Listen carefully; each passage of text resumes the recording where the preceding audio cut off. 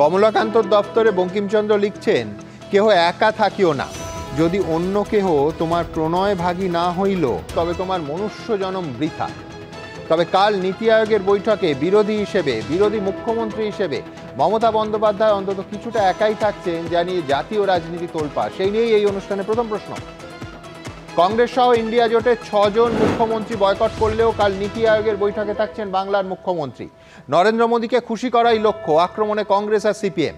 বিরোধী জোটের উল্টো পথে হাঁটার নেপথ্যে কোন রাজনৈতিক সমীকরণ? দ্বিতীয় প্রশ্ন থাকবে, নীতি আয়োগের বৈঠকে নেই কংগ্রেস, ডিএমকে, আপ, সিপিএম। কোনো সমন্বয় নেই, কেউ যোগাযোগ করেনি। আগে বললে ইন্ডিয়া জোট হিসেবে সিদ্ধান্ত নিতে পারতাম, বললেন মমতা বন্দ্যোপাধ্যায়। নাম না করে কি কংগ্রেসকেই কাঠগড়ায় তুললেন মুখ্যমন্ত্রী? তৃতীয় প্রশ্ন, কাল বলেছিলেন আশা করি মমতা বন্দ্যোপাধ্যায় নীতি আয়োগের বৈঠকে যাবেন না, আর আজ তার যাওয়ার কথা শুনে মুখে কুলুপ কংগ্রেস নেতা কেসি বেণুগোপালের। এদিকে আঞ্চলিক দলের শক্তি বৃদ্ধির পক্ষে দিল্লিতে সওয়াল করলেন তৃণমূল নেত্রী। জোটের মধ্যেই কংগ্রেস আর তৃণমূলের ঠান্ডা লড়াই কি ক্রমশ তীব্র হচ্ছে? চতুর্থ, মুর্শিদাবাদ মালদাকে কেন্দ্রশাসিত অঞ্চল করার দাবিতে নিশিকান্ত দুবের পাশে দাঁড়ালেন খোদ মুর্শিদাবাদের বিজেপি বিধায়ক। কেন্দ্রীয় নেতৃত্ব বাংলা ভাগের বিরুদ্ধে, এটাই দলের অবস্থান, সাফ জানালেন শ্রমিক ভট্টাচার্য। তাহলে কেন ব্যবস্থা নেওয়া হচ্ছে না এই বিধায়কের বিরুদ্ধে? পঞ্চম প্রশ্ন, কোচবিহারকে কেন্দ্রশাসিত অঞ্চল করতে স্বরাষ্ট্র মন্ত্রককে ছাড়পত্র দিয়েছেন স্বয়ং প্রধানমন্ত্রী। আজ দাবি করলেন অনন্ত মহারাজ। যতদূর জানি প্রধানমন্ত্রী ও স্বরাষ্ট্রমন্ত্রী সুস্থ মানুষ। সাংসদকে পাল্টা কটাক্ষ শ্রমিক ভট্টাচার্যের। বিজেপির অনন্ত অস্বস্তি কি ক্রমশই বাড়ছে? তবে শুরুতেই আজ দেখাবো, কংগ্রেস সহ 6টা বিরোধী শাসিত রাজ্যের মুখ্যমন্ত্রীরা বয়কট করলেও কাল নীতি আয়োগের বৈঠকে থাকছেন এই রাজ্যের মুখ্যমন্ত্রী মমতা বন্দ্যোপাধ্যায়। আমি জাস্ট যাচ্ছি, কিছুক্ষণ থাকবো, ভয়েস রেকর্ড করতে দিলে রেকর্ড করব, না হলে প্রতিবাদ করব, করে বেরিয়ে আসবো। এখানে মমতার হাজিরা আসলে কোনো না কোনোভাবে মোদিজির কাছে একটা সদর্থক বার্তা দেওয়ার জন্য যে আমিও কিন্তু সাইডে সাইডে আছি, বিপদে পড়লে আমি আছি। অবশেষে দিল্লিতে পৌঁছলেন মমতা বন্দ্যোপাধ্যায়। জল্পনার অবসান ঘটিয়ে একেবারে শেষ লগ্নে জানালেন শনিবার নরেন্দ্র মোদীর পৌরোহিত্যে নীতি আয়োগের বৈঠকেও উপস্থিত থাকবেন তিনি। যেখানে বাজেট বৈষম্যের অভিযোগে কংগ্রেস, বাম সহ সিংহভাগ বিরোধী দলের মুখ্যমন্ত্রীরাই মোদীর নেতৃত্বে এই বৈঠককে বয়কট করছেন, সেখানে কেন হাজির হচ্ছেন তিনি, সেই যুক্তিও দেওয়ার চেষ্টা করলেন মমতা বন্দ্যোপাধ্যায়। আর এই সময়ই তাঁর মুখে উঠে এলো অভিষেক বন্দ্যোপাধ্যায়ের নাম। Now, budget if you see, then something is different again, totally deprivation. Then I feel that it is better not to come. That's why yesterday I cancelled my program. Then Abhishek and others told me that please to come again. Please try to consider it because you are sure that you will be coming. I said that days and these days. Within 10 days there are so many differences. But instead of that, I think, okay, let me go. কিন্তু প্রদেশ কংগ্রেস ও CPM এই যুক্তি মানতে নারাজ। যদি উনি না যান তাহলে মোদিজিকে অমান্য করা হবে। মোদিজি একটু এখন অসুবিধার মধ্যে আছে, সংখ্যা একটু কমে গেছে। এখন মোদিজি যেমন নাইডুকে পাচ্ছেন, যেমন নীতিশ কুমারকে পাচ্ছেন, তাহলে তেমন করে একটু মমতা ব্যানার্জিও আছেন আশপাশে, মমতা ব্যানার্জি সেটা স্পষ্ট করতে চায়। ফলে মোদিজিকে অমান্য করা হোক এটা উনি চান না। জোটকে চ্যালেঞ্জও করা হলো, সেটিংও করা হলো। সেটিং, মিটিং, ইটিং এ তো করবেন।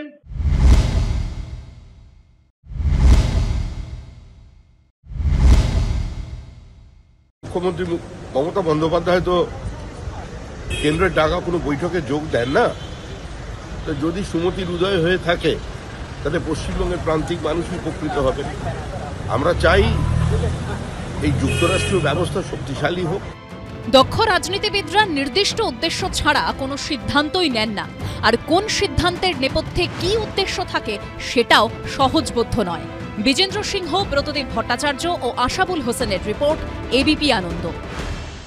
দেখুন, নীতি আয়োগের বৈঠকে কংগ্রেস শাসিত 3 রাজ্যের মুখ্যমন্ত্রীরা যাচ্ছেন না কেরলের সিপিএম মুখ্যমন্ত্রী, পাঞ্জাবের আপ মুখ্যমন্ত্রী কিংবা তামিলনাড়ুর ডিএমকে মুখ্যমন্ত্রী।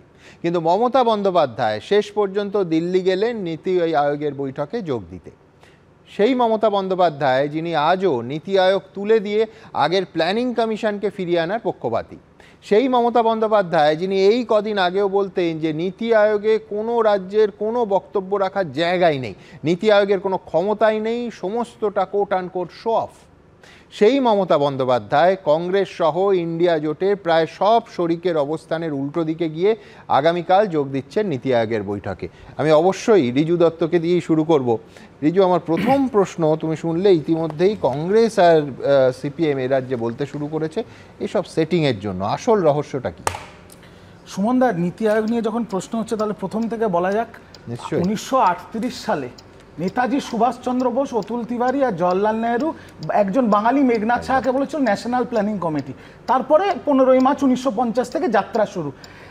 নেতাজি সুভাষ বোস আর জওয়াহরলাল নেহরুর থেকেও বড় হুঁতা 2014 সালে প্ল্যানিং কমিশন তুলে দিলেন, শুরু করলেন national institute for transforming India. তার বাজেট 400 কোটি টাকা। আমার প্রথম প্রশ্ন, এই 400 কোটি টাকা দিয়ে হয় কি? এরা তো সব ওই ফিউচার টেন্সে কথা বলে, মিটিং ছাড়া কিছু না। মমতা বন্দ্যোপাধ্যায় আজকে তো পরিষ্কার বলেছেন, আমি নীতি আয়োগের মঞ্চে যাচ্ছি প্রতিবাদ জানাতে বাংলাকে যেভাবে বঞ্চিত লাঞ্ছিত করা হচ্ছে। নীতি আয়োগ নিয়ে তৃণমূলের নীতি যদি একরকম হতো তাহলে তো প্রশ্নই উঠতো না। এক সেকেন্ড বলি উত্তর তুমি পেয়ে যাবে। তিনি বলেছেন যে আমি প্রতিবাদ জানাতে যাচ্ছি, যদি আমাকে বলতে না দেয়া হয়, কারণ নীতি আয়োগ মনে করে দেখো মমতা ব্যানার্জির বক্তব্য আগের থেকে চেয়ে পাঠিয়েছে, এবার যদি বলতে না দেয়, মমতা ব্যানার্জি নিজে বলেছেন আমি উঠে চলে যাব। কিন্তু এখানে যারা বলছে যে ইন্ডিয়া জোট জাতীয় কংগ্রেস এবং বাকি দলের সাথে তৃণমূল কংগ্রেস ঐক্যবদ্ধ, কিন্তু তৃণমূল কংগ্রেস একটা স্বাধীন দল যার গণতান্ত্রিকভাবে তার সিদ্ধান্ত নেওয়ার অধিকার নিশ্চয়ই অধিকার আছে। এর মানে এই নয় যে আমরা জাতীয় কংগ্রেস বা অন্য দলের বিরোধী, আমরা আমাদের প্রতিবাদ জানাতে যাচ্ছি মমতা ব্যানার্জিকে। কিন্তু সেইটা যদি 2024 সালে পাল্টে যায়, মানে এর আগে মমতা বন্দ্যোপাধ্যায়, আমি পরপর দেখাবো যে কোন সালে নীতি আয়োগ নিয়ে ঠিক কি বলেছেন, কিন্তু তার থেকেও গুরুত্বপূর্ণ যখন পশ্চিমবঙ্গ অংশগ্রহণও করেছেন মমতা বন্দ্যোপাধ্যায় বেশিরভাগ ক্ষেত্রে যাননি, অর্থমন্ত্রী অমিত মিত্রকে পাঠাতেন। হ্যাঁ, কারণ ওখানে তো কিছু হয় না। মমতা ব্যানার্জি তো ওপেন মিডিয়াতে বলেছে যে আমার দাবি নীতি আয়োগ তুলে দেওয়া হোক, প্ল্যানিং কমিশন ফেরত আনা হোক। আমি আবারও বলছি, যেটা নেত্রী নিজে আজকে বলে গেছেন যে আমি যাচ্ছি ওই মঞ্চে প্রতিবাদ জানাতে। ওখানে যত অন্য সময় অনেক মুখ্যমন্ত্রীরা থাকে, সবাইকে সুযোগ দেওয়া হয় না। 2014 অনওয়ার্ডস বা নীতি আয়োগ তৈরি হওয়া অনওয়ার্ডস ওই প্রতিবাদ একই রকম ভাবে জানানো যেত। মমতা বন্দ্যোপাধ্যায় এর আগে তো এইভাবে প্রতিবাদ জানেননি। নীতি আয়োগের আগে এইরকম একটা বাংলার সাথে বাংলা বিদ্বেষী বাজেটও তো হয়নি, যেখানে বাংলাকে বঞ্চিত করে নিজেদের মিলিঝুলি সরকার চালানোর জন্য নিজেদের বন্ধুদের ঘুষ দেওয়া হয়েছে। প্রতিবাদের এটাই তো সব থেকে বড় প্রশ্ন, যে মমতা বন্দ্যোপাধ্যায় গেলেন বাংলা বিদ্বেষী, কোট অ্যান্ড কোট রিজুর ভাষায় বাংলা বিদ্বেষী বাজেট হওয়ার পরও গেলেন। আমি সজলের কাছে আসবো। সজল, এমনিতে তোমাদের খুশি হওয়া উচিত, তার কারণ ইন্ডিয়া জোটের তৃতীয় বৃহত্তম শরিক তৃণমূল কংগ্রেস স্রোতের বিরুদ্ধে গিয়ে অন্য শরিকদের অবস্থান অগ্রাহ্য করে কলকাতা থেকে দিল্লি উড়ে গিয়ে, এবং না কোনো অর্থমন্ত্রী নয়, স্বয়ং মুখ্যমন্ত্রী নীতি আয়োগের বৈঠকে থাকতে যাচ্ছেন। এর আগেও বলেছি আমি যে বেশিরভাগ ক্ষেত্রে তৎকালীন অর্থমন্ত্রী অমিত মিত্রকে যেতে হতো। তো আমি বলছি তোমাদের তো সব দিক থেকে খুশি হওয়ার কথা। প্রশ্ন একটাই, যে রাজনৈতিক সমীকরণ আছে কি যেটা ক্রমশ প্রকাশ্য? দেখুন, প্রথম কথা হচ্ছে খুশি অখুশির ব্যাপার না, যুক্তরাষ্ট্রীয় পরিকাঠামোয় এটাই হওয়া উচিত ছিল। যদি এটা শুভবুদ্ধির কারণে গিয়ে থাকেন তাহলে ভালো কথা, কিন্তু আমার মনে হয় না সেটা। কারণ এই তৃণমূল, তার আবার মমতা বন্দ্যোপাধ্যায়, তার আবার নীতি দুর্নীতি এইসব নিয়ে আলোচনা না করাই ভালো। প্রশ্নটা হচ্ছে, তুমি সজল ঘোষ বলছে যে শুভবুদ্ধির কারণে নয়, তার মানে তুমিও অন্য গন্ধ পাচ্ছ। স্বাভাবিকভাবে আমার মনে হয় শুভবুদ্ধি নাও থাকতে পারে, কিন্তু যদি হয়ে থাকে সেটাও ভালো বলেছি, সেটাও আপনি শুনবেন। প্রশ্নটা যেটা হচ্ছে যে মুখ্যমন্ত্রী ওখানে যাচ্ছেন কেন? উনি সবসময় গ্যালারি শো করতে ভালোবাসেন, উনি ওখানে যাচ্ছেন, আগেই বলে যাচ্ছেন যাব, গিয়ে চেঁচাবো, না হলে বেরিয়ে যাব। আচ্ছা, আমি জানি না, আমি আপনাদের থেকে জানতে চাই যে নীতি আয়োগের বৈঠকে বাজেটের বিরোধিতা করে ওখানে গ্যালারি শো করা যায় কি যায় না? রেকর্ড হলে উনি থাকবেন, রেকর্ড যদি না হয় তাহলে উনি বেরিয়ে যাবেন। এই যে কথাটার মধ্যে দিয়ে প্রথম থেকেই বোঝা যাচ্ছে যে ওনার ইন্টেনশন কি। আবার রইল বাকি কংগ্রেস বা ইন্ডি জোটের তাদের কি চিন্তা ভাবনা। দেখুন, মমতা বন্দ্যোপাধ্যায়কে নিয়ে আর যাই করা যায়, মমতা বন্দ্যোপাধ্যায়কে নিয়ে ঘর করা যায় না রাজনৈতিকভাবে, এটা যে কোনো রাজনৈতিক দলই জানেন। মমতা বন্দ্যোপাধ্যায়কে নিয়ে সেটা করা সম্ভব নয়। উনি কাকে চাপ দিতে চাইছেন? উনি রাহুল গান্ধীকে চাপ দিতে চাইছেন, উনি মোদিজির সঙ্গে থাকতে চাইছেন, যেটা আপনাদের ন্যারেটিভ, এগুলো কোনোটাই প্রেডিক্টেবল নয়। কিন্তু আমরা এটা আমি বলছি, তোমার আগের কথাটা আমি একটু ব্যাক করি, সেটা হচ্ছে ঘর করা যায় না। অটল বিহারী বাজপেয়ী মমতা বন্দ্যোপাধ্যায় করতে পেরেছে, বাড়ি এসে মালপোয়া খেয়ে গেছে। আলটিমেটলি পায়ে হাত দিয়ে প্রণাম করার পরও কি ঘর করতে পেরেছে দাদা? পারিনি। তখন তো শুরুয়াত ছিল, এখন যত দিন যাচ্ছে তত তাকে চেনা যাচ্ছে, আসল রূপ বেরোচ্ছে। তাই আজকে আমাদের ধারণা যে মমতা বন্দ্যোপাধ্যায়ের সঙ্গে আর যাই হোক কোনো রাজনৈতিক দল বেশি দিন চলতে পারবে না, বিজেপির চলার কোনো প্রশ্ন নেই। কিন্তু ন্যারেটিভটা আমাদের নয়, কংগ্রেস আর কংগ্রেস আর সিপিএম একেবারে এই ভাষায় বলছে যে গুডবুকের তোমাদের গুডবুকে রাখতে যাচ্ছে। ওরা বলতে পারে, কিন্তু আমি দেখুন ওরা এখনো কেন মমতা বন্দ্যোপাধ্যায়কে ওদের ইন্ডিজোটে রেখেছে সেটাও আমি বলতে পারবো না, কারণ জোটের মধ্যে আছি কিন্তু আমি আবার ভোটের লড়াইতেও আছি। এই যার নীতি হয়, এই যে জোটের নীতি হয়, সেই জোট নিয়ে খুব একটা কথা বলারও খুব একটা জায়গা নেই। দেখুন ব্যাপারটা হচ্ছে কি, যে মমতা বন্দ্যোপাধ্যায়কে আপনি যতই গালমন্দ করুন আর যাই বলুন, মমতা বন্দ্যোপাধ্যায় ছাড়া তো দেশ চলতে পারে না, ওনার গায়ে কিছুই লাগে না, দেশ চলতে পারে না।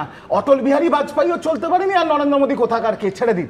আর ইন্ডিজোটের তো প্রধান শরীর নরেন্দ্র মোদী কি মমতা বন্দ্যোপাধ্যায়ের সঙ্গে কথা বলে জোট চালাচ্ছে? আমার কথা হচ্ছে এই বাংলায় নরেন্দ্র মোদীর কি ক্ষমতা আছে মমতা ব্যানার্জিকে হারানোর? নেই তো।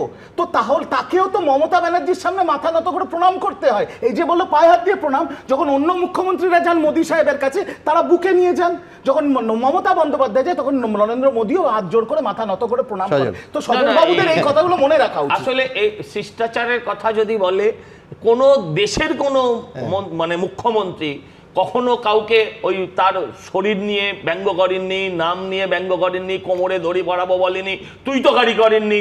হ্যাঁ, এই নমস্কার নমস্কার প্রণাম প্রণাম এইসব কথাগুলো কোনো যুক্তি নেই। সৌজন্য আর অসৌজন্য এই তালিকা করলে মোটামুটি এই অনুষ্ঠানের বাকি সময় নিয়েই চলে যাবে। আমি দ্রুত বরঞ্চ একবার ফ্ল্যাশব্যাকে যাই। এবিপি আনন্দের আর্কাইভ আমাদের বলছে যে এই নীতি আয়োগ নিয়ে মমতা বন্দ্যোপাধ্যায় একবার নয়, বারবার নয়, বছর বছর সমালোচনা করেন। ঠিক কী বলেছেন 2019-এ? আমি প্রথমে 7ই জুন আর 10ই জুন 2019 একবার দেখিয়ে নেব যে কালকে যে বৈঠকে মমতা বন্দ্যোপাধ্যায় যোগ দিতে যাচ্ছেন সেই বৈঠক ফলপ্রসূ হবে। যদি মমতা বন্দ্যোপাধ্যায় 2019, 18 বা অন্য বছরের কথা ধরি, তাহলে নীতি আয়োগ কিছুই করতে পারেন না। দেখব 19। আমি এখনো মনে করি নীতি আয়োগ যে তৈরি হয়েছে, প্ল্যানিং কমিশন অনেক বেশি এফেক্টিভ ছিল। আমি নিজে অ্যাজ এ চিফ মিনিস্টার অনেকগুলো মিটিংয়ে অ্যাটেন্ড করেছি। আমরা সবাইকে নিয়ে যেতাম, প্ল্যানিং কমিশনে সবাই থাকতো, আমরা স্টেটের ডিম্যান্ড বলতাম, আমরা আলোচনা করতাম, তারা প্ল্যান সাইজ ঠিক করতো। এই মিটিং আমি নিজে অনেকবার করেছি, তাতে সুফল মিলেছে। কিন্তু এই নীতি আয়োগে সেসব কিছু নেই। নীতি আয়োগের কোনো পাওয়ার নেই, just to show off, nothing else. এটাতে গিয়ে কোনো লাভ হয় না। নীতি আয়োগের কোনো ক্ষমতা নেই। আর নীতি আয়োগের মিটিংয়ের ইস্যু কি? 3-4টে ইস্যু যাতে স্টেটের কোনো ইন্টারেস্টই নেই। সুতরাং আমি কি করবো? পাওয়ারলেস, শুধু বসে বসে ভাষণ শুনবো আর গল্প শুনবো। আবার প্ল্যানিং কমিশন তৈরি করুক, ইন্টারেস্টেড কাউন্সিল করুক, যেখানে স্টেটের ইন্টারেস্ট আলোচনা হবে, আমরা যাবো। 7ই জুন 2019, 10ই জুন 2019, এবার 17ই জুন 2018 দেখাবো। Planning commission is not there. NITI Aayog को भी साल में एक ही मीटिंग होता है। With the state we have no platform to use to raise our voice. ऐसा unnecessarily कभी-कभी स्टेट का काम पे इंटरफेरेंस होता है। যাচ্ছেন বটে, তবে নীতি আয়োগ নিয়ে তার যা দৃষ্টিভঙ্গি, তার যা অবস্থান, সেটা কিন্তু খুব একটা পাল্টায়নি। আজকেও মমতা বন্দ্যোপাধ্যায় সেটারই পুনরাবৃত্তি করলেন। ঠিক কী বলেছেন এবং তার সঙ্গে কারা যাচ্ছেন কারা যাচ্ছেন না, সেই ছবিটা দ্রুত পরের প্রতিবেদনে দেখাবো। Then I feel that it is better not to come. Then Abhishek and others told me that please to come again. But instead of that I think okay, let me go. মোদিজিকে অমান্য করা হোক এটা উনি চান না। জল্পনার অবসান।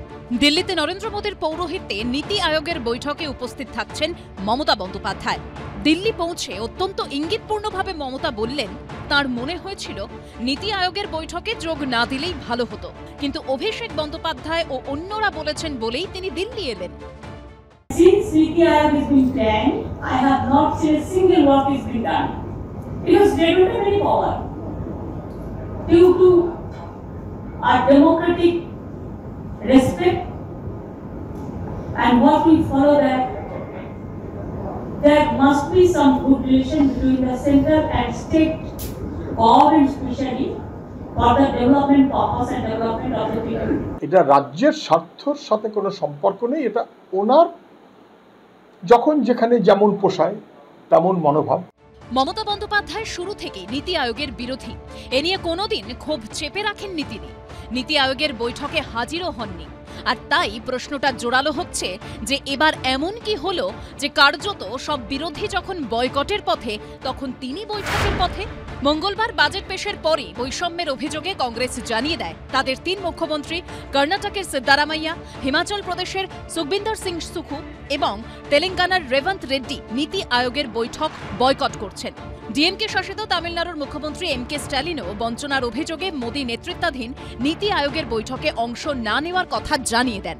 বৃহস্পতিবার সকালে বাম শাসিত কেরলের মুখ্যমন্ত্রী পিনারাই বিজয়ন ও আম আদমি পার্টি শাসিত পাঞ্জাবের মুখ্যমন্ত্রী ভগবন্ত মানও একই পথে হাঁটার কথা জানান। কিন্তু তারপরও তৃণমূল জানায় মমতা বন্দ্যোপাধ্যায় বৈঠকে অংশ নেবেন। নির্ধারিত কর্মসূচি অনুযায়ী বৃহস্পতিবার সন্ধে দিল্লি পৌঁছানোর কথা ছিল মুখ্যমন্ত্রীর, কিন্তু শেষ অবধি যাননি তিনি, যার জেরে ধোঁয়াশা তৈরি হয়। অবশেষে শুক্রবার দিল্লি পৌঁছন তিনি।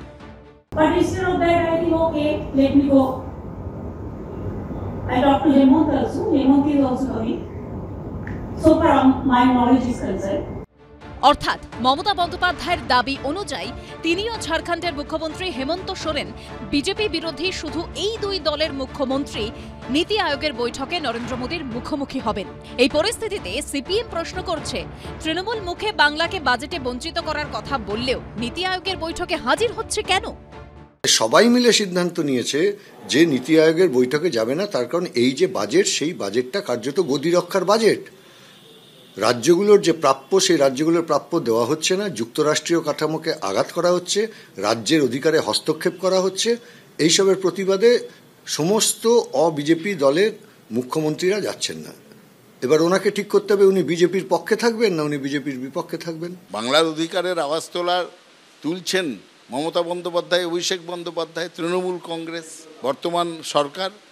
বাংলার অধিকার, বাংলার মানুষের কথা, তো সেইটা বলতে যাবেন, প্রয়োজন হলে বলেছেন যে আমি আমার এই প্রতিবাদের কথা আমি রেকর্ড করাবো, প্রতিবাদ করব, তারপর আমি মিটিং ছেড়ে চলে আসব। তাতে বিরোধীদের কি অসুবিধে? সব মিলিয়ে নীতি আয়োগে মমতা বন্দ্যোপাধ্যায়ের অংশগ্রহণ ও তার কারণ ঘিরে রাজনৈতিক মহলে তুঙ্গে চর্চা। বিজেন্দ্র সিংহ, সমীরণ পাল ও আশাবুল হোসেনের রিপোর্ট, এবিপি আনন্দ। কংগ্রেসের প্রতিনিধি পার্থ মুখোপাধ্যায়ের কাছে আসবো। পার্থ, মমতা বন্দ্যোপাধ্যায় বলেছেন যে অন্যরা তার সঙ্গে যোগাযোগ করেনি, এই ভাষায় বলেছেন, কোট আনকোট যাচ্ছি, there was no coordination between us and others. তারপরে বলেছেন there was no coordination, others didn't contact us. মানে এই যোগাযোগ করা, কোঅর্ডিনেশন ইত্যাদি ইত্যাদি যদি হতো তাহলে হয়তো একটা সম্ভাবনা যে আমি ভাবতাম বা হয়তো যেতাম না, এই ধরনের একটা ইঙ্গিত দেন। আমি বলছি যে কোথাও একটা নাম না করে এ তো সরাসরি দায়টা কংগ্রেসকে সেই দিকে ঠেলে দেওয়া, যে পরিষ্কার বলছেন যে কোঅর্ডিনেশন, অর্থাৎ আপনারা কোঅর্ডিনেশন করেননি, আগে থেকে যোগাযোগ করেননি। যদি করতেন, কংগ্রেস যদি করতো বা ইন্ডিয়া জোটের অন্যরা করতো, তাহলে হয়তো ইন্ডিয়া জোট অনুযায়ী তিনি সিদ্ধান্ত নিতে পারতেন। আজ অবধি যতগুলো সিদ্ধান্ত ইন্ডিয়া জোট নিয়েছে, একটা তো মমতা বন্দ্যোপাধ্যায় বা তৃণমূল কংগ্রেস প্রথমেই রাজি হয়েছে। প্রত্যেকটা ক্ষেত্রেই তারা একটাই অভিযোগ করেছে প্রথমেই, যে আমাদের সঙ্গে যোগাযোগ করা হয়নি, প্রত্যেকটি ক্ষেত্রে। এমনকি কিছুদিন আগে অবধি যখন সব থেকে বড় শরিক ইন্ডিয়া জোটে আপনারা যোগাযোগ করলে তাহলে দায় বর্তাতো না। এটা আর তো কেউ বলে না, একটি দলই কিন্তু প্রত্যেকটি ক্ষেত্রে বলে গেছে। এমনকি কিছুদিন আগে সবাই জানে যে কে স্পিকার পদে নির্বাচনের প্রতিদ্বন্দ্বিতা করতে পারে এবং কংগ্রেসের পক্ষে কে করবে, সবাই জানে, শুধু তৃণমূল কংগ্রেস জানতো না। তাদের সঙ্গে নাকি আলোচনা করা হয়নি। আসলে ঘটনাটা তা না, আপনি শুরু করলেন না কমলাকান্ত দিয়ে। কমলাকান্ত একটা কথা বলেছিলেন, ইউটিলিটি শব্দটার অর্থ বুঝিয়েছিলেন, ইউটিল উই ইট, মানে তুমি কাজ করো আমি খাবো। আসলে এখানেও হচ্ছে মমতা বন্দ্যোপাধ্যায় রাজনীতির এটাই হচ্ছে মূল কথা। আর ও কিছু রাজনীতির প্রেক্ষাপট টেনে শুরু করলো প্ল্যানিং কমিশন, একটা খণ্ডিত ইতিহাস বলল। প্ল্যানিং কমিটি যেটা, সেটা 1937-এর ওয়ার্ধা রেজলিউশন থেকে সেটা প্রথম শুরু হয়েছিল। যাই হোক, বারবার তোমরা একটা কথা যেটা তৃণমূল কংগ্রেস বলে, যে তারা এই প্ল্যানিং কমিশনের পক্ষে এবং তারা নীতি আয়োগের বিরুদ্ধে। এতদিন যাননি, গেলেন কবে না, যখন কেউ যাচ্ছেন না, যখন বিরোধী দলে কেউ যাচ্ছেন না, সেই সময়ে গেলেন। এবং কেন উনি যেতে বাধ্য হলেন? ওনার বক্তব্য শুনে যেটা বুঝলাম, যে তৃণমূল কংগ্রেসের একটি পোস্ট বাকি ল্যাম্প পোস্টের চাপে এখন বলছেন যে কেন্দ্রের সঙ্গে সম্পর্ক ভালো থাকা উচিত। মানে এই অদ্ভুত ব্যাপার। কখন না যখন অন্যান্য বিরোধী দলগুলো একটা সিদ্ধান্ত নিয়েছে, ঠিক বেঠিক পরের কথা, কিন্তু প্রত্যেকটি বিরোধী দল যখন একটা সিদ্ধান্ত নিয়েছেন এবং কীরকমভাবে জিনিসটা ভাঙার একটা প্রক্রিয়া, উনি বলে যাচ্ছেন যে হেমন্ত সোরেনের সঙ্গে আমার কথা হচ্ছে, ও যাবে। কোথাও কখনো হেমন্ত সোরেন এখন অব্দি বলেননি, কোনো সরকারি তরফ থেকে। আপনি বলছেন হেমন্ত সোরেন যাবেন না? আমি বলছি কোনো সরকারি মমতা বন্দ্যোপাধ্যায় এয়ারপোর্টে বলেছেন, দিল্লি সাংবাদিক সম্মেলনে অ্যানাউন্সমেন্ট এখন অব্দি হয়নি, কোনো অ্যানাউন্সমেন্ট এখন অব্দি হয়নি। আর মমতা বন্দ্যোপাধ্যায় তিনি কিন্তু বলছেন হেমন্ত সোরেনের সঙ্গে আমার কথা হয়েছে। না বলছি তো, যদি মমতা বন্দ্যোপাধ্যায়ের কথা বিশ্বাস করতে হয় তাহলে প্রধানমন্ত্রী হিসেবে মনমোহন সিং প্রধানমন্ত্রী না হয় তিনি ভারতবর্ষের রাষ্ট্রপতি হয়ে যেতেন, মানে সেই সময়। তো মমতা বন্দ্যোপাধ্যায়ের কথা বিশ্বাসযোগ্যতা আজকে আর মানে আপনি বলছেন যে মমতা বন্দ্যোপাধ্যায় গেলেন ইন্ডিয়া জোট ভাঙতে, সেই উদ্দেশ্যে এত বড় কথা। 2019 থেকে আপনি চিন্তা করুন, কংগ্রেস এবং বিজেপি বাদ দিয়ে উনি তৃতীয় ফ্রন্টের একটা জোট করবেন। আমি সব বুঝলাম পার্থদা, কিন্তু এটা পার্থ মুখোপাধ্যায় বলছেন, পার্থ মুখোপাধ্যায় ভাবছেন, হয়তো প্রদেশ কংগ্রেস ভাবছে, কিন্তু কে.সি. বেণুগোপাল, আমি বলছি যে দিল্লির কংগ্রেস নেতৃত্ব কোট আনকোট তথাকথিত হাই কমান্ড, তারা এইরকম ভাবে কি? আমি আপনাকে একবার কে.সি. বেণুগোপাল দেখিয়ে নিই, কারণ কালকে তাকে আমরা যখন জিজ্ঞেস করি তিনি বলেন যে তারা আশা করেন যে মমতা বন্দ্যোপাধ্যায় নীতি আয়োগের এই বৈঠকে যোগ দেবেন না। কিন্তু মুখ্যমন্ত্রী যখন প্রকাশ্যে আজকে তার সিদ্ধান্ত বলে দিলেন, কে.সি. বেণুগোপাল সম্পূর্ণ নীরব থাকলেন, কার্যত মুখে কুলুপ। পাশাপাশি দেখাবো। After the union budget, India alliance parties are very much agitated because the government had done injustice to the states, most of the states where India alliance is ruling. Clear discrimination. Therefore, we are not going to participate. I think that Mamata ji will also will not attend that. That's what my understanding. Congress chief ministers are boycotting Niti Aayog meeting, but Mamata Banerjee and Hemant Soren are attending the meeting, sir. Sir, Mamata and Soren are going to attend the meeting, sir. Mamata and Soren are going to attend the meeting. Skip. আমার lyrics ভুল হতে পারে, এটা বাংলা গান ভীষণ জনপ্রিয় ছিল, কি হলো মুখে যে কথা সরে না, সেরকম লাগলো। হ্যাঁ, এখন ব্যাপার হচ্ছে যে এআইসিসি যে জানে না তা না, আপনার হয়তো মনে থাকবে বেশ কয়েক মাস আগে মেঘালয়ের মাটিতে দাঁড়িয়ে রাহুল গান্ধী যে কথাগুলো বলেছিলেন তার একটাই অর্থ হয় যে তৃণমূল কংগ্রেস ভারতীয় জনতা পার্টি স্লিপার সেল হিসেবে বিভিন্ন রাজ্যে কাজ করে। স্লিপার সেল আরো বড় কথা। আমি বলছি রিজু, পার্থদারা বলছেন যে ইন্ডিয়া জোট ভাঙার জন্য উনি গেছেন। আমি একটা কথা বলি, পার্থদা থেকে শুরু করে অশোকবাবু থেকে শুরু করে অধীর চৌধুরী, এনাদের সকলের রাজনীতি এখন আরএসিতে এসে ঠেকেছে। এনারা যে কথাটা বলেন, যখন আমরা অধীর বাবুকে নিয়ে আমরা এখানে করতাম, যখন অধীর বাবু রোজ প্রেস কনফারেন্স করতেন লোকসভায়, আমি একটা কথা তোমার সাথে বলেছিলাম যে যখন মালিক পক্ষরা কথা বলে এক টেবিলে বসে, তখন আশেপাশে চাকর বাকররা কি বললো কিছু যায় আসে না। সোনিয়া গান্ধী কি বলছে, রাহুল গান্ধী কি বলছে, that is what matters. Adhir Chowdhury, Ashok বাবু, পার্থবাবুরা কি বলছে, হাউ ডাজ ইট ম্যাটার? রাজনৈতিক দলে মালিক আর চাকর, আমি তো বলে দিচ্ছি, এই চেয়ারে বসে রিজু বলে গেছিল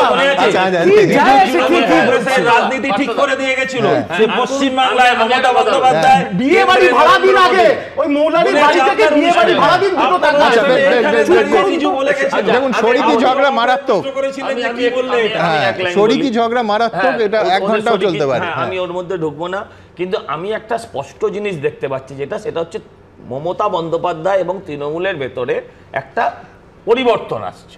পরিবর্তনটা হচ্ছে, বললেন উনি কেন গেছেন, উনি কিন্তু নিজের ইচ্ছায় যাননি। এই প্রথম অন্তত নিজের ইচ্ছের বাইরে যে কিছু করছেন উনি রাজনৈতিকভাবে, সেটা কিন্তু পরিষ্কার। বললেন অভিষেক যেতে বলেছে বলে গেছি।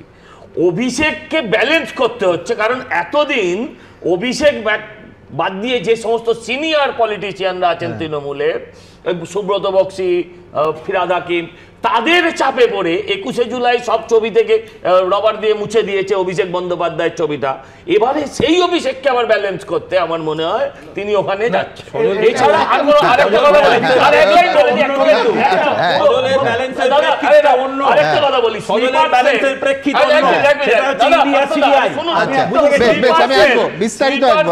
হচ্ছে বিজেপির, রাহুল গান্ধী বলেছেন তৃণমূলকে। আপনি আমাকে বলুন তো, তাহলে অধীর বাবুকে ওই ধরনের অপমান খার্গেরা সাহেবরা করলেন কেন? আমার কথা হচ্ছে অনেক আমি রাজনৈতিক নেতাদের দেখেছি যারা তাদের পলিটিক্যাল কেরিয়ারের পরে বিশ্লেষণ আমি দেখেছি বিশ্লেষণ এখন তো দেখছি পলিটিক্যাল লোকেরা সাইকোলজিস্ট হয়ে যাচ্ছে আমার কথা হচ্ছে মমতা ব্যানার্জি অভিষেক ব্যানার্জির বিশ্লেষণ না করে যদি আজকের অভিযানে শুভেন্দুর পাশে দিলীপ ঘোষ আর সুকান্ত মজুমদার কেন ছিল না সেই বিশ্লেষণ যদি সজল ঘোষরা করে তাহলে হয়তো একটুখানি অক্সিজেন পাবে 26-এর আগে নিজের চরকায় তেল দাও। কিন্তু রিজুর ঠিক যেটা করার প্রয়োজন নেই যে 1 নম্বর এবং 2 নম্বরের সম্পর্কের সমীকরণের বিশ্লেষণ এই অনুষ্ঠানে খুব সঙ্গত কারণে সেটাও হবে। কেন হবে এই ঘটনার পরিপ্রেক্ষিতে আমি তাতে আসবো, কিন্তু তার আগে শতরূপ ঘোষ। শতরূপ, আমি ঠিক উল্টো দিক থেকে আসবো। সেটা হচ্ছে তোমরা বলছো সেটিং চলছে, আমি বলছি যে এই গণতান্ত্রিক দেশে একটা ফেডারেল স্ট্রাকচারে কেন্দ্র এবং রাজ্যের মধ্যে যদি এই রকম মিটিং হয় তাহলে সেখানে যে কোনো মুখ্যমন্ত্রী যাওয়া উচিত। তার কারণ রাজ্যের মুখ্যমন্ত্রী যদি রাজ্যের ইস্যুতে রাজ্যের হয়ে জোর গলায় সওয়াল করেন এবং রাজ্যের যে প্রাপ্য বকেয়া তার যদি ভগ্নাংশও পাওয়া যায় তাহলে সেটা রাজ্যের মানুষের উপকার। এই সহজ ব্যাপারটা যদি তোমরা উল্টো দিক থেকে দেখো এটাকে কেন সেটিং বলছো? 1, 2 হচ্ছে পোস্ট 2014 নরেন্দ্র মোদী ক্ষমতায় আসার পর বহুবার সিপিএমের মুখ্যমন্ত্রীরা গেছেন, বছরের পর বছর গেছেন, সেটা যদি সেটিং না হয় এইটা কেন সেটিং? সুমন, আমি প্রথমেই একটা কথা বলি, যে মানুষেরা গতর খাটিয়ে কারুর বাড়িতে বা কারুর দপ্তরে কাজ করেন, যাদেরকে আমরা চলতি কথায় চাকর বলি, তাদেরকে নিয়ে আমরা গর্বিত। তারা পরিশ্রম করে খাচ্ছেন, চুরি করে খাচ্ছেন না। চাকর বাকর শব্দটাকে একটা ডেরোগেটরি অপমানজনক শব্দ হিসেবে ব্যবহার করার আমি তীব্র প্রতিবাদ করছি। মন্ত্রী হয়ে চাকরি বেঁচে খাওয়ার থেকে সম্মানের সঙ্গে চাকরি করে খাওয়াটা অনেক একটা মাথা উঁচু করে বাঁচার মতো জীবিকা। দ্বিতীয় কথা হচ্ছে ও যেটা বললো রিজু, যে বিরোধীদের রাজনীতি এখন আরএসিতে এসে ঠেকেছে, মমতা বন্দ্যোপাধ্যায়ের রাজনীতি আরএসএসে এসে ঠেকেছে। ও বরং ওটাকে নিয়ে ভাবুক। আমি কথাটা কেন বলছি দেখো, এবং সেই কারণেই কেসি বেণুগোপালের আশার থেকে মোহন ভাগবতের নির্দেশের গুরুত্ব মমতা বন্দ্যোপাধ্যায়ের কাছে বেশি। তুমি যে কথাটা বলছো আমি এটাকে নিয়ে আলোচনা চলতে পারি, কিন্তু আমি যদি ধরে নিই যে প্রত্যেক মুখ্যমন্ত্রীর যাওয়া উচিত, সেক্ষেত্রে 10 বছর না গিয়ে মমতা বন্দ্যোপাধ্যায় ভুল করেছেন, আজকে প্রথম ঠিক করছেন। রিজু এখানে বসে একটা কথা বললো, আমি জানি না কিভাবে বলো, বিজয়ন বারবার গেছেন এবং বিজয়ন বারবার তারপর টুইটও করেছেন না। বিজয় আমি বলছি, আমি সেই প্রসঙ্গেও আসছি। আজকে যেহেতু মমতা বন্দ্যোপাধ্যায়ের এই হঠাৎ করে ইন্ডিয়া জোট থেকে একটা বেরিয়ে গিয়ে ব্যতিক্রমী একটা পথে চলাকে নিয়ে আলোচনা হচ্ছে, আমি বলছি ও একটা অদ্ভুত কথা বললো, শুনলাম যে এর আগে কখনো এরকম বাংলা বিদ্বেষী বাজেট হয়নি। আমার মনে হচ্ছিল গত বছর পর্যন্ত রিজু বিজেপি করতে এবছর তৃণমূলে যোগ দিয়েছে। কেননা এর আগে বিজেপি সরকার যে বাজেটগুলো করেছে প্রত্যেকবার তৃণমূল বলেছে, এবং হয়তো সঠিকভাবেই বলেছে, যে সেই কেন্দ্রীয় বাজেটগুলোতেও বাংলাকে বঞ্চনা করা হয়েছে। হঠাৎ করে একদিন বাংলা বিদ্বেষী বাজেট হয়নি, খুব বাংলা প্রেমী বাজেট হয়েছে। এবার প্রথম বাংলা বিদ্বেষী বাজেট হয়েছে। এবার দৃশ্যত ও কি বলতে চাইলো আমি জানি না, কিন্তু কি বললো আমি সেটা বলছি। দৃশ্যত দুটো রাজ্যকে বেশি ফেভার করা সেটাও বটে, কিন্তু ও তো সেটা বলেনি। বললো যে এর আগে এরকম বাংলা বিদ্বেষী বাজেট হয়নি। আমি তার মানেটা আমি যা বুঝলাম আমি এখানে বললাম। ও নীতি আয়োগ তৈরি হওয়ার একটা বিরাট ইতিহাস শোনালো এবং বললো মমতা বন্দ্যোপাধ্যায় মিডিয়াতে বিরোধিতা করেছিলেন। আমি বলছি সুমনদা, মিডিয়াতে বিরোধিতা করা দিয়ে দেশ চলে না। যে মিটিংয়ে প্ল্যানিং কমিশনকে সরিয়ে দিয়ে নীতি আয়োগকে আনা হচ্ছিল, সেই সময় দেশে আমাদের একমাত্র মুখ্যমন্ত্রী ছিলেন মানিক সরকার। মানিক সরকার ওখানে উপস্থিত থেকে মোদির সামনে দাঁড়িয়ে তর্ক করেছিলেন যে আপনারা এটা অপরাধ করছেন, ভারতের মতো একটা প্ল্যান্ড ইকোনমিতে প্ল্যানিং কমিশনকে ডিসলভ করে দেওয়া। এবং যে কথাগুলো এখানে বসে বললো সেইগুলো মানিক সরকার মিটিংয়ে গিয়ে বলেছিলেন, যে নেতাজি সুভাষচন্দ্র বোসের তৈরি করে যাওয়া প্ল্যানিং কমিশন, তাদের ভারতে এই অবদান রয়েছে, গ্রিন রেভলিউশন থেকে শুরু করে এতগুলো ইকোনমিক প্ল্যানিং সব কিছু, এটা ভুল হচ্ছে। মমতা বন্দ্যোপাধ্যায় এমনকি সেই বৈঠকে যাননি। আজকে যে মমতা বন্দ্যোপাধ্যায় রাজ্যের দাবি দেওয়ার জন্য যাচ্ছেন দিল্লিতে, এমনকি নীতি আয়োগ তৈরি হওয়ার বৈঠকে তার বিরোধিতা করতে যাননি। মিডিয়াতে কি বলেছেন ওর মুখ থেকে শুনলাম। দেখো সুমনদা, আমার লাস্ট কথা আমি এ প্রসঙ্গে বলছি। গত 10 বছর আমাদের দেশ একটি অত্যন্ত শক্তিশালী সরকার এবং খুব দুর্বল বিরোধী পক্ষ দেখেছিল। 10 বছর পরে আমাদের দেশ একটা দুর্বল সরকার এবং একটি অত্যন্ত শক্তিশালী বিরোধী পক্ষ পেয়েছে। এমতাবস্থায় এই বিরোধী পক্ষের শক্তিটাকে ভাগাভাগি করাটা কাদেরকে সুবিধা দেয়? একটা 5 বছরের বাচ্চা বোঝে। এবং আমি বলছি এটা ক্ষেত্রে প্রথম না। আপনি জিতলেন, খুব ভালো কথা। কদিন আগে 21শে জুলাই অখিলেশ যাদবকে সঙ্গে নিয়ে এখানে বললেন যে উত্তর ভারতে হিন্দি হার্টল্যান্ডে অখিলেশ, আর এইদিকে আমরা তৃণমূল এবং সমাজবাদী পার্টি মিলে বিজেপিকে সরাবো। মানে এখানে বিরোধী জোটকে আরো দুর্বল করা। আমি রিজুর উত্তরে যাব, কিন্তু তার আগে তথ্যের জন্য আমায় বলতে হবে যে 2015 সালে একেবারে শতরূপ সঠিক তথ্য দিয়েছে যে নীতি আয়োগের প্রথম বৈঠকটা হয়, সেখানে একদিকে যেরকম ত্রিপুরার তৎকালীন মুখ্যমন্ত্রী মানিক সরকার ছিলেন এবং কংগ্রেস শাসিত কিন্তু তামিলনাড়ু, হিমাচল প্রদেশ, এই সমস্ত অবিজেপি রাজ্যের মুখ্যমন্ত্রীরা ছিলেন সেখানে। কিন্তু রিজুর কাছে যাব, জোটের মধ্যে জোট করে আসলে বিজেপি বিরোধী জোটকে দুর্বল করতে চাইছেন মমতা বন্দ্যোপাধ্যায়। দেখুন, মমতা বন্দ্যোপাধ্যায় কিভাবে বিজেপিকে বাংলায় হারিয়েছে সেটা 2014 সাল থেকে আপনারা কেন দেশের মানুষ জানে। তো বিজেপিকে তো কোনোভাবেই অক্সিজেন দেওয়ার কোনো মানে ব্যাপারই এখানে হচ্ছে না। হ্যাঁ, এই বাংলায় তো হারাতে হচ্ছে, বাংলায় কংগ্রেসকে হারাতে হচ্ছে, সিপিএম কে হারাতে হচ্ছে, কারণ ঐক্যবদ্ধ লড়াই করেছে এরা মমতা ব্যানার্জির বিরুদ্ধে। আর বিজেপিকে অক্সিজেন দিয়েছে বাংলায়। আমরা যেখানে যেখানে বিজেপি ছিল সেখানে বিজেপিকে হারিয়ে আমরা ক্ষমতায় এসেছি। তোমরা বিজেপিকে হারিয়ে ক্ষমতায় আসোনি, কিন্তু তোমরা বিজেপিকে সরিয়ে হারাওনি, বক্তব্যটা হচ্ছে হারিয়ে হারাওনি। আমার বক্তব্য হচ্ছে মমতা ব্যানার্জি নীতি আয়োগে মিটিংয়ে যাচ্ছেন কেন সেটা তিনি নিজের মুখ থেকে পরিষ্কার করে বলে দিয়েছেন। যেটা হয়েছে সেই যে আমাদের সাথে যে বঞ্চনা হচ্ছে তার প্রতিবাদ করতে আছে। যদি আমার ভয়েস রেকর্ড না হয় আমরা বেরিয়ে যাব। দেখো, প্রথম কথা হচ্ছে মমতা বন্দ্যোপাধ্যায় পরিষ্কার করে বলেছেন, যেটা যেটা শুনে ওনার কাছে ছাড়া কারোর কাছে ব্যাপারটা পরিষ্কার হয়নি। আমার বক্তব্যটা ছিল পরিষ্কার, উনি গিয়ে যাচ্ছেন, বেশ করছেন, আপনার স্বাধীন দল, আপনি গেছেন, আপনাকে আটকানোর ক্ষমতা কারণ নেই। প্রশ্নটা হচ্ছে আপনার আজকে যাওয়াটা যদি জাস্টিফাইড হয়ে থাকে, তাহলে একদিন যে আপনি বলেছেন যে নীতি আয়োগের বৈঠকে না যাওয়াটাই আমার বিজেপির বিরুদ্ধে প্রতিবাদ, তাহলে আপনার সেই বক্তব্যটা ভুল ছিল। দ্বিতীয় কথা হচ্ছে ও যেটা বলছে যে এখানে ওরা হারিয়েছে বিজেপিকে, ঠিক কথা, বিজেপিকে ওরা 12 রেখেছে, কংগ্রেস সিপিএমকে 0 করে দিয়েছে। যখন বামফ্রন্ট সরকার ছিল আমাদের রাজ্যে বিজেপিকে আমরা 0 রেখেছিলাম। সুতরাং এই ইতিহাসগুলো কিন্তু পাল্টে যাবে না। আমি দ্রুত একবার দেখাবো সেই অভিযোগটা, যেটা এখনো কংগ্রেস এবং সিপিএম বলছে খুব স্পষ্ট করে, জোটের মধ্যে জোট করার চেষ্টা করছেন মমতা বন্দ্যোপাধ্যায়। উল্টো দিকে তৃণমূল জবাবে কি বলছে পাশাপাশি। If they have consulted us and there is a coordination, then we should have decided whatever India right decide. মঙ্গলবার বাজেট পেশের পরই কংগ্রেস জানিয়ে দেয় বাজেটে বৈষম্যের অভিযোগে তাদের 3 মুখ্যমন্ত্রী নীতি আয়োগের বৈঠক বয়কট করছেন। কিন্তু শেষ পর্যন্ত কংগ্রেসের উল্টো পথে হেঁটে নীতি আয়োগের বৈঠকে অংশ নিচ্ছেন মমতা বন্দ্যোপাধ্যায়। নীতি আয়োগের বৈঠককে বাংলা ও বিরোধী শাসিত রাজ্যগুলোর বঞ্চনার প্রতিবাদ মঞ্চ হিসাবে ব্যবহার করতে চান মমতা বন্দ্যোপাধ্যায়। কালকের বৈঠকে এ ব্যাপারে সরব হতে চান তিনি। বৈঠকে বঞ্চনার প্রতিবাদ করার সুযোগ দিলে ভালো, না হলে প্রতিবাদ জারি রেখে বৈঠক ছেড়ে বেরিয়ে আসবেন তিনি। এটাই মুখ্যমন্ত্রীর কৌশল।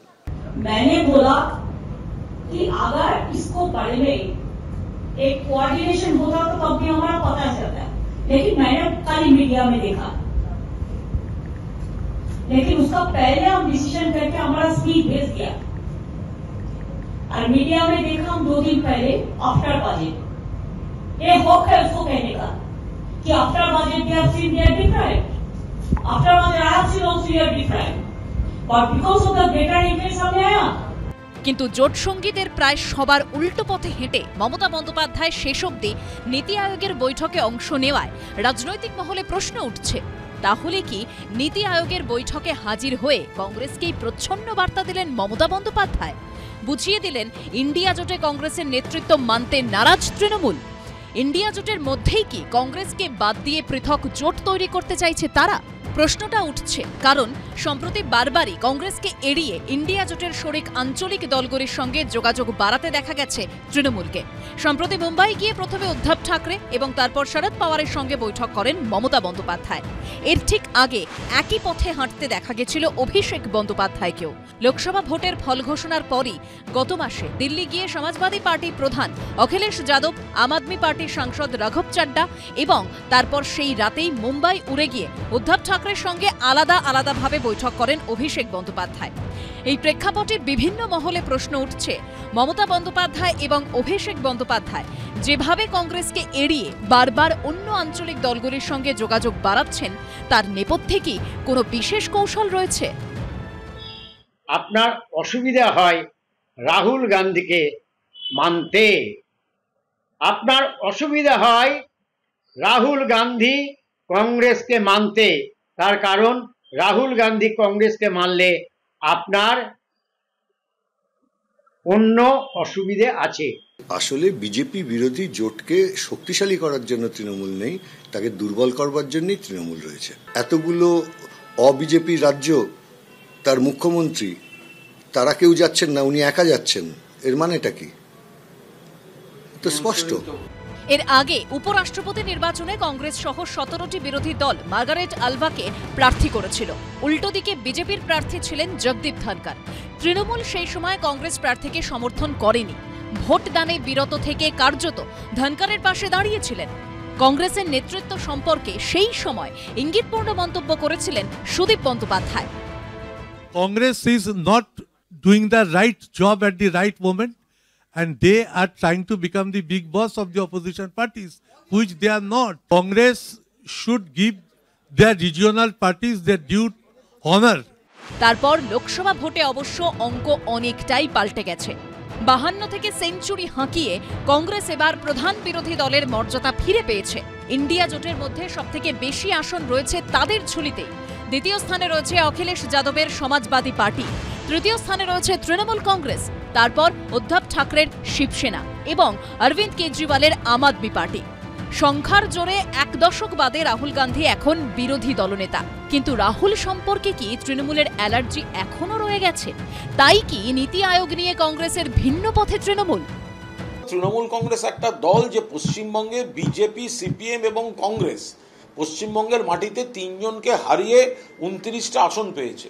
ফলে বিজেপি বিরোধিতার অগ্রাধিকার থেকে দিল্লিতে ইন্ডিয়া জোটে 100 বার তৃণমূল কংগ্রেস থাকবে, কিন্তু তার নিজস্ব স্বতন্ত্র আইডেন্টিটি, কর্মসূচি সেগুলো বহাল রেখে বিজেপির বিরুদ্ধে লড়াই, এটা তো কারোর কাছ থেকে তৃণমূল কংগ্রেস শিখবে না।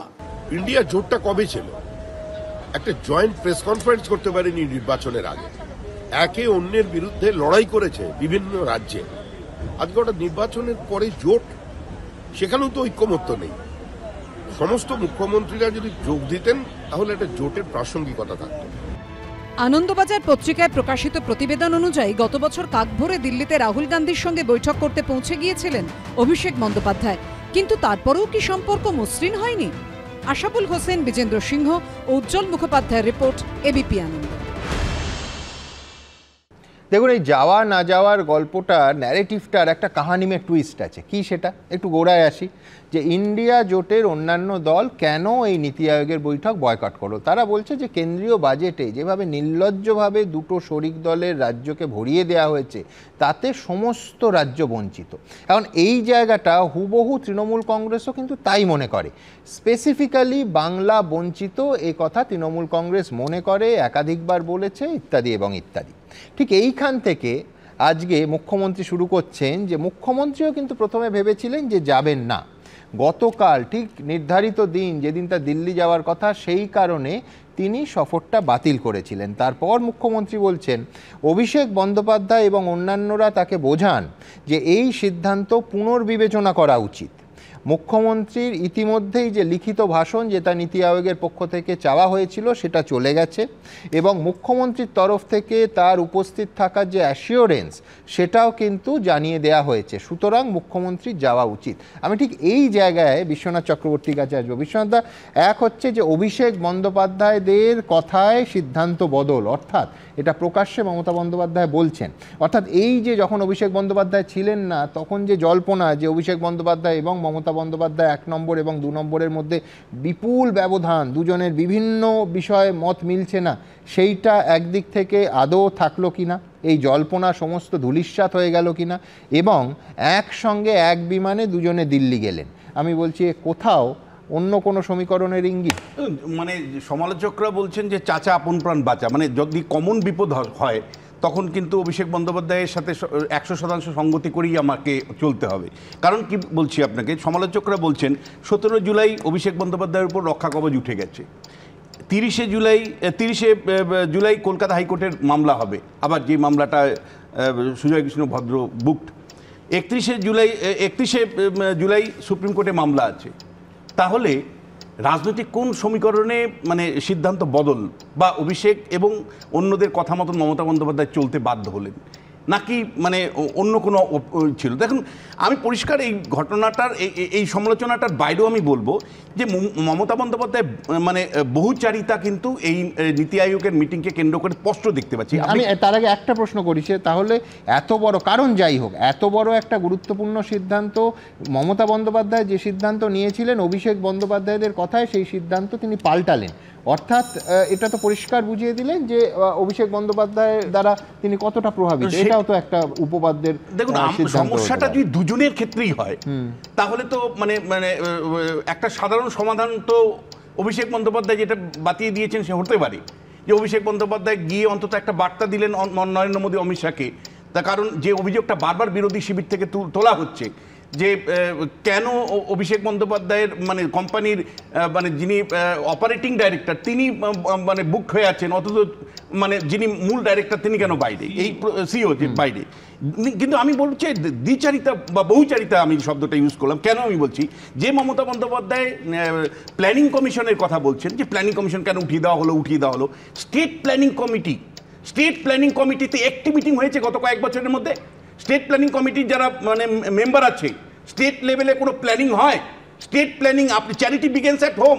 আগে আপনি নিজের রাজ্যে স্টেট প্ল্যানিং কমিটির মিটিং করেন, ডিস্ট্রিক্ট প্ল্যানিং কমিটির মিটিং করেন। আপনি ন্যাশনাল নিয়ে ভাবছেন, আপনি আগে নিজের রাজ্যে করে দেখান। মেম্বাররা তো ভুলে গেছে যে লাস্ট কবে মিটিং হয়েছিল স্টেট প্ল্যানিং কমিটির। দ্বিতীয় যে বিষয়টা আমি বলছি যে কোনটা সত্যি, যে কংগ্রেস জানায়নি জন্য নাহলে আমি যেতাম, সেটা সত্যি? মানে আমি যেতাম না, কংগ্রেস যদি জানাতো আগে তাহলে আমি যেতাম না, নাকি যে ওখানে গিয়ে আমার ভয়েস রেকর্ড করব, আমি আমার বক্তব্য রাখবো, আমি যদি বক্তব্য রাখতে না দেয় প্রোটেস্ট করে চলে আসবো, তাহলে কোনটা সত্যি? না এই বহুচারিতাটা কিন্তু বছরকে বছর চলছে। দেখুন আরেকটা গুরুত্বপূর্ণ বিষয় যে মমতা বন্দ্যোপাধ্যায় বারবার মানে দেখা যাচ্ছে একটা ভিন্ন অবস্থান নিচ্ছে। আমি বলছি যে নীতি আয়োগের প্রশ্নে যখন সমস্ত ইন্ডিয়া জোট একটা অবস্থান নিচ্ছে, মমতা বন্দ্যোপাধ্যায় তখন একটা কমপ্লিটলি বিপরীত অবস্থান নিচ্ছে। এই যে বারবার বিপরীত অবস্থান নিচ্ছে, এটা কিন্তু বিরোধী শিবিরের জন্য আতঙ্কের কারণ। কেন আমি বলছি যে মানুষ কিন্তু দেখছে যে এই ইন্ডিয়া জোটটা এটা বিরোধী অবস্থাতেই ভঙ্গুর, বিরোধী অবস্থাতেই ভাঙা, বিরোধী অবস্থায় অস্থায়ী। এরা যদি শাসন ক্ষমতায় আসে তাহলে স্টেবল গভর্নমেন্ট এরা দিতে পারবে না, স্টেবল গভর্নমেন্ট দিতে পারবে না। তোমার কথাই শুনছি, দুটো কথা বলছি। এক, এটা হতেই পারে অভিষেক বন্দ্যোপাধ্যায়ের কথায় মমতা বন্দ্যোপাধ্যায় যাচ্ছেন, যেটা তুমি বললে যে এর ফলে প্রমাণিত হয়, বলেছেন এর ফলে প্রমাণিত হয় যে মমতা বন্দ্যোপাধ্যায় অভিষেক দ্বারা কতটা প্রভাবিত, অথবা অভিষেক বন্দ্যোপাধ্যায় ইডি সিবিআই তদন্ত দ্বারা কতটা প্রভাবিত। এক। দ্বিতীয় কথা আমি বলছি, দেখো প্রশ্নটা এখানে ওনার রাজনৈতিক অধিকার নিয়ে নয়। এই যে উনি যা কাজ করছেন, যেগুলো স্যারও বলছিলেন, কখনো বৈঠকে যাচ্ছেন ইন্ডিয়া জোটের বোঝাপড়া ভেঙে জগদীপ ধনখড়কে সাহায্য করছেন উপরাষ্ট্রপতি হতে, কখনো ভোটের পরেই যখন অভিষেক বন্দ্যোপাধ্যায় দিল্লি গেলেন আলাদা করে অখিলেশের সাথে রাঘব চাড্ডার সাথে মিটিং করছেন যে ইন্ডিয়া জোটের মধ্যে আবার সাবগ্রুপ তৈরি করতে, এগুলো সবই ওনার অধিকার রয়েছে। প্রশ্নটা এখানে ওদের রাজনৈতিক উদ্দেশ্যটাকে নিয়ে, এইগুলো করে ওদের কোন উদ্দেশ্য সিদ্ধি হচ্ছে? উদ্দেশ্য সিদ্ধি হচ্ছে জোটটাকে ভেতর থেকে দুর্বল করা। উত্তর দিচ্ছি, স্টেট প্ল্যানিং কমিটির অনেকদিন মিটিং হয়নি, সত্যি কথা আমি মানলাম, কিন্তু মমতা ব্যানার্জি যেভাবে ঘুরে ঘুরে প্রতিটা ডিস্ট্রিক্টে অ্যাডমিনিস্ট্রেটিভ মিটিং করে, দেশের কোনো মুখ্যমন্ত্রী করে না, মুখ্যমন্ত্রী করে না। আমি তোমার কথা ঠিক ধরে, ওটা এটার বিকল্পই নয়। আমি বিকল্প বলছি না, তাহলে তুলে দাও, প্ল্যানিং কমিটি খরচ করছো কেন? তুলে দাও। দায়িত্বের কথা বলছি, এক এক করে আসছি। দ্বিতীয় কথা হচ্ছে একটা জিনিস যেটা আমরা মিস করে যাচ্ছি, সুমনদা, আপনাদের কাছে আইটিনারি থাকে মমতা ব্যানার্জি দিল্লি সফরের, কখন কেজরিওয়ালের বাড়ি যাবে, কখন সাংবাদিক বৈঠক হবে, সেরকমই আপনাদের কাছে আইটিনারি আছে। মমতা বন্দ্যোপাধ্যায় নরেন্দ্র মোদীর সময় চেয়েছেন বাংলার বঞ্চনাকে নিয়ে, সেই সময় কিন্তু এখনো অ্যাপ্রুভ হয়নি বা পাওয়া যায়নি। তো নীতি আয়োগ এমন একটা জায়গা, এমন একটা মঞ্চ যেখানে নরেন্দ্র মোদী উপস্থিত থাকবেন, যেখানে বাংলার বঞ্চনাকে নিয়ে তিনি আওয়াজ তুলতে পারবেন। Point number 2, point number 3, point number 2 আমার বক্তব্য আছে। শতরূপ অনেক কথা বললেন, শতরূপের সিপিএম বাংলায় নিজের মধ্যে না, আমার মধ্যে বললে শতরূপের সিপিএম বাংলায় শূন্য, কিন্তু দীপঙ্কর ভট্টাচার্যের সিপিআই এমএলএ দুটো এমপি আছে, তিনি কিছুদিন দুটো এমপি আছে, এদের তো জিরো, ছেড়ে দিন। তিনি বলেছেন দুদিন আগে যে বাংলার সিপিএম আর গরিব মানুষের নয়, আর এই যে বললেন তৃণমূল বিজেপিকে ভোট দিয়েছে, বাংলার মানুষ রিজু বললো যে প্রধান, আমি আসবো সবার কাছে আসবো, প্রধানমন্ত্রীর অ্যাপয়েন্টমেন্ট চেয়েছিলেন মমতা বন্দ্যোপাধ্যায়, যেটা প্রধানমন্ত্রী দেননি। সজল, আর সেই জন্য তিনি নীতি আয়োগে যাচ্ছেন। আমি আপনাকে বলি, দেখুন উনি কি কারণে যাচ্ছেন সেটা মানে ভগবানও বলতে পারবেন না, কিন্তু আমি একটা বলছি, আমরা খানিকটা বাজার করার ছবি দেখলাম যে মুখ্যমন্ত্রী ঘুরে এর বাড়ি যান, তার বাড়ি যান, আবার আমরা একে অভিষেককেও দেখলাম। কিন্তু আমার যেটা প্রশ্ন হচ্ছে, দেখুন আমাদের দেখে কংগ্রেস এবং সিপিএম এর এটা শেখা উচিত ছিল যে সুব্রত মুখার্জি বহুকাল আগে বলে গিয়েছিলেন যে বাজার করো ঘুরে ঘুরে, মমতা করো দূরে দূরে। সেটা এই রাজ্যের কংগ্রেস বুঝলেও মানে তোমরা এখন বিজেপি মমতা করছে কিন্তু দূরে দূরে, মানে যেটা চট করে চোখে পড়বে না, বিজেপি মমতা করছে কিন্তু দূরে দূরে। আমি আগেই বলেছি যে আমাদের দেখে শেখা উচিত ছিল, যারা আমাদের দেখে শেখা উচিত ছিল, তাদের বোঝা উচিত ছিল। কিন্তু রাহুলের কাছে একেবারে আসেনি, আমি থামালাম। কথা বলে বিষয়টাকে পাল্টাচ্ছে, বারবার করে এখানে বলা হচ্ছে নীতি আয়োগের বৈঠকে এবার মোদি থাকবেন। একদিন তো শান্তনু সেন থাকতেন না, একদিনও মোদিই থাকতেন, তখন যেতেন না মমতা বন্দ্যোপাধ্যায়। আপনি গতকাল যেটা করেছেন আজকে উল্টো কথা বলছেন।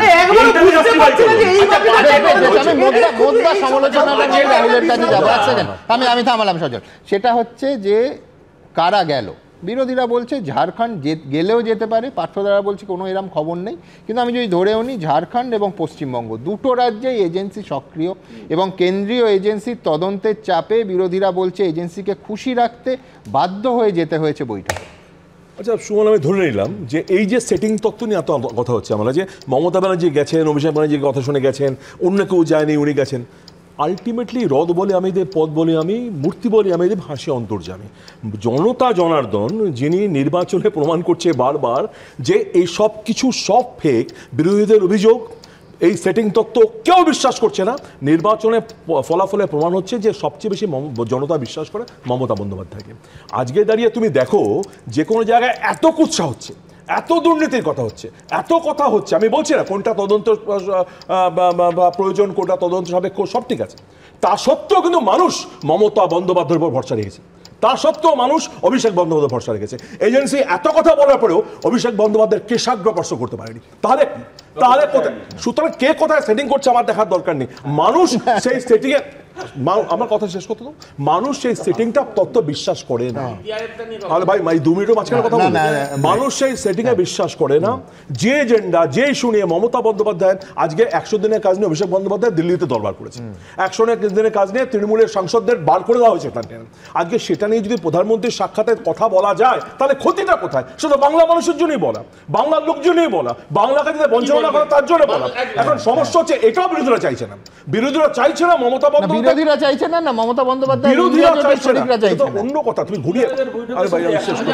আচ্ছা আমি বলছি, আমি ভাই মাঝখানে বলতে এখন শেষ হয়নি তো গড়িটা। না না আরে ভাই কেন বলতে দেব না? এই আজকে বলে দিও, এই বলো বলো, বলার জায়গা ছিল না, বলো।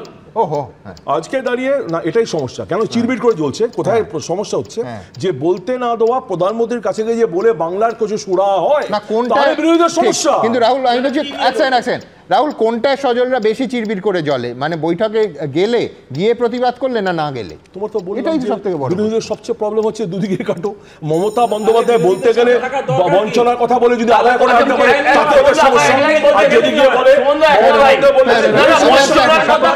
বলবেন এই মুখ্যমন্ত্রী, আপনি বললেন দুদিন আগে যিনি বলেছেন যে উনি চান বাংলার মানুষ গরিব থাকুক, কে বলেছেন? মুখ্যমন্ত্রী বলেছেন। আর ভিডিওতে সব জায়গায় চলেছে যে না না আপনি যদি বলেন আমি চালাবো, WhatsApp ইউনিভার্সিটি চালাবো, চালাও সুযোগ আমার তো চলো এদিকে ফেল হয়ে যাচ্ছে। এক সেকেন্ড বিজেপি আমি মমতা বন্দ্যোপাধ্যায়, এক সেকেন্ড, আমি মমতা বন্দ্যোপাধ্যায় 21শে জুলাই যে বক্তব্য, না না যে আপনারা গরিব থাকুন দল করুন, হ্যাঁ আপনারা গরিব থাকুন, কার উদ্দেশ্যে বলছে? বাংলার মানুষের উদ্দেশ্যে তো বলছে। যদি বলে বাংলার মানুষকে বলছে আবার রাম মন্দিরও গেল, মন্দিরও গেল, এই জন্যই আমি চক্ষু কর্ণের বিবাদ ভঞ্জনের জন্য বলি, এটা বলতে চেয়েছেন যে দল করে বড় লোক হবেন না, মানে না বেআইনি টাকায় বড় লোক হবেন না, গরিব থাকুন, বিত্ত নয় বিবেকবান হনের কন্টিনিউয়েশন। খালি দুবাই থেকে চার্টার ফ্লাইটে ভিড়বে আর বাকি ওনা দলে যে পোস্টার লাগায় সে পায়ে হেঁটে ঘুরবে, খালি ওনা ভাই আর সিপিএম শুধু এবিপি আনন্দে ফুটেজ খাবে আর মানুষের কাছে চাকরি শুধু শূন্য হবে, শূন্য হবে, মানুষ ভোটে পাঠিয়ে রাহুলকে সমর্থন, মানে রাহুলের কিছুটা অংশ সমর্থন করে আমি বলছি যে এটা ঠিক যে মমতা বন্দ্যোপাধ্যায় যে বহুচারিতার অবস্থান, এটা কিন্তু মমতা বন্দ্যোপাধ্যায় রাজনৈতিক ডিভিডেন্ড পান। কেন উনি যাচ্ছেন যে কারণে, সেই কারণটা আপনার আমার কাছে আননোন, সোশ্যাল মিডিয়া বলছে বা রীতিমতো এজেন্সির চাপেই যেতে বাধ্য হচ্ছেন। উনিও যাচ্ছেন, যদি মানে হেমন্ত সোরেন যান তাতেও চাপের চোটেই যাচ্ছেন। কয়েকদিন আগে হেমন্ত সোরেন জেল থেকে এসছে, এটা যেমন দেখতে আমি বাঁচলাম, গিয়ে বাঁচলাম। আবার উল্টো দিকে আমি যদি মানে মিটিংটার মাঝখানে যদি ছেড়ে চলে আসি প্রতিবাদ করে, তাহলে আমার সংখ্যালঘু ভোটারদের বার্তা দেওয়া হলো যে মোদির বিরুদ্ধে ভাই কি লড়াই করলাম। ফলে মমতা বন্দ্যোপাধ্যায় সবগুলো বিন্দুতে আমার শুধু একটা জিনিস অদ্ভুত লাগে, আর আমি বিশ্বনাথ বাবুকে তার জন্য প্রণাম জানাই, সেটা হচ্ছে মমতা ব্যানার্জির বিরুদ্ধে যত রকম, যেটা উনি বললেন সোশ্যাল মিডিয়ার হোয়াটসঅ্যাপ ইউনিভার্সিটিতে কনস্পিরেসি থিওরি করে এতদিন এবিপিতে প্রাইম টাইম সারাক্ষণ বলা যায়, এটা একটা অদ্ভুত কৌশল। শুধু কনস্পিরেসি থিওরি, ওয়েব সিরিজ তৈরি হতে পারে। আমি সোশ্যাল মিডিয়ায় দেখেছি এই বলছে এজেন্সির চাপ, এই কথাগুলোর কোনো মূল্য আছে? তোমার পাশে, আরে সোশ্যাল মিডিয়া বাদ দাও, তোমার পাশে আর সামনে যারা বসে আছে দলটার নাম সিপিএম আর দলটার নাম কংগ্রেস, প্রকাশ্যে বলছে এর জন্য সোশ্যাল মিডিয়া লাগবে না। কিন্তু আলোচনায় আসে ও যাই আজকে বলছে তো এটা কেটে রেখে দাও, যেদিন তৃণমূলের কেউ আসবে মার কাটাকাটির মধ্যে না যাওয়াই উচিত। আপনারা কি বলছেন? আপনারা জানেন আমাদের ভেরিফাইড এক্স অ্যাকাউন্ট সঙ্গে সুমন @IAM সুমন দে। প্রচুর মন্তব্য, দ্রুত একটা মন্তব্য নিয়ে নিয়ে শেখ শামীম তিনি লিখছেন দলগুলোর বিপরীত পথে হাঁটা জোটের ভবিষ্যৎকে প্রশ্নের মুখে ফেলে দিল। প্রদীপ বিশ্বাস লিখছেন রাজ্যের স্বার্থের কথা ভাবলে মমতা বন্দ্যোপাধ্যায় আগে বারবার নীতি আয়োগের বৈঠকে গড়হাজির থেকেছেন কেন? চন্দন বাগচি লিখছেন কোনো গাড়ির এক একটা চাকা এক এক দিকে ছুটলে সেই গাড়ির মুখ থুবড়ে পড়া নিশ্চিত, জোটেরও তাই। সুশান্ত চক্রবর্তী লিখছেন রাজ্যের দাবি দেওয়ার জন্য কোনো মুখ্যমন্ত্রী নীতি আয়োগের বৈঠকে গেলে তার সমালোচনা করা যায় না। তুহিন নিয়োগী লিখছেন বৈঠকে যাওয়া যতটা না দরকার তার থেকেও বেশি দরকার কংগ্রেসের উল্টো পথে হাঁটা। ঠিক এখান থেকে আমি আমার পরের প্রতিবেদন নেব, যেটা আজকে এই রাজ্যের আরেকটা কর্মসূচি নিয়ে, যেটা এই সজলদের দল আজকে বিদ্যুতের মাশুল বৃদ্ধির প্রতিবাদে সিএসসি দফতরের সামনে অভিযান করলো। দেখুন, বাড়তি বিল আপনাকে প্রত্যাহার করতে হবে, আপনি করবেন না। কি করে করাতে হয় ভারতীয় জনতা পার্টি জানে। আমরা সিএসসি কে 15ই আগস্ট পর্যন্ত টাইম দিয়ে গেলাম।